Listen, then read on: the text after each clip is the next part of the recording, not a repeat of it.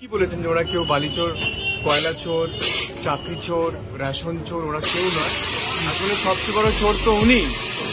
সেই জন্য আপনারা যেটা বলতে পারছেন না সেটা উনি নিজেই বলে দিয়েছেন। তবে আমার কাছে খুব লজ্জার ব্যাপার যে একটা গালে থাপ্পড় খাবে, মানে কতবার হাইকোর্ট থেকে গালে এই গালে ওই গালে সেই গালে থাপ্পড় মেরেই যাচ্ছে।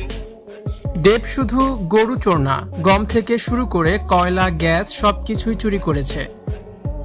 এবার জনগণের সাথে সুর মিলিয়ে দেবকে নিয়ে বিস্ফোরক মন্তব্য করলেন দেবের চিরপ্রতিদ্বন্দ্বী হিরণ। তিনি বলেন, ওরা তো ঠিকই বলেছে, দেব একজন চোর। লোকসভা নির্বাচনের ফলাফল ঘোষণার পর থেকেই সরগরম পশ্চিমবঙ্গের রাজনীতি। তবে সবচেয়ে বেশি উত্তেজনা ছড়িয়েছে ঘাটাল কেন্দ্রকে ঘিরে। ঘাটাল থেকে বিপুল ভোটে জয়ী হওয়ার পর নিজের চিরপ্রতিদ্বন্দ্বী তৃণমূল প্রার্থী দেবকে তীব্র ভাষায় আক্রমণ করেছেন বিজেপি নেতা হিরণ চট্টোপাধ্যায়। সম্প্রতি ভোট গণনা কেন্দ্রের সামনে দেবকে দেখা মাত্র উপস্থিত জনতার একাংশ গরু চোর, কয়লা চোর এবং গম চোর বলে স্লোগান দিতে শুরু করে। এই ঘটনার প্রসঙ্গে সংবাদ মাধ্যমের মুখোমুখি হয়ে হিরণ চট্টোপাধ্যায় বলেন, জনগণ তো যা বলেছে ঠিকই বলেছে, বরং আরো বেশি করে বলা উচিত ছিল, তারা তো কমই বলেছে। দেব শুধু গরু বা কয়লা নয়, ও গম থেকে শুরু করে গ্যাস, কয়লা সবকিছুই চুরি করেছে।